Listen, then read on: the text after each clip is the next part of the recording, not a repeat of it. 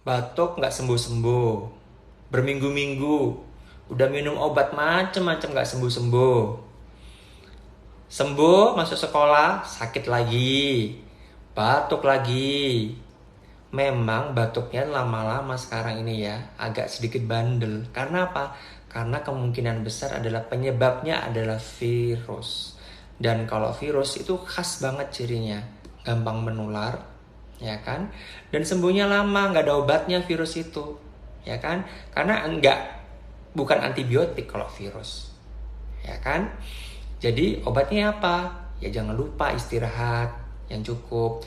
Vitamin tidak bisa menggantikan antibodi. Antibodi itu dibentuk dari makanan yang adekuat, lingkungan yang sehat, setelah istirahat yang cukup. Ya, vitamin boleh, tapi nggak boleh menggantikan semua itu gitu. Lingkungan, asap rokok, asap dapur, asap kendaraan, protokol kesehatan jangan lupa. Cuaca sekarang ini virus lagi berkembang biak dengan subur-suburnya. Ayo dijaga baik-baik, saling jaga. Komunikasi dengan pihak sekolah. Jangan sampai protokol kesehatannya kendor. Oke? Salam sehat.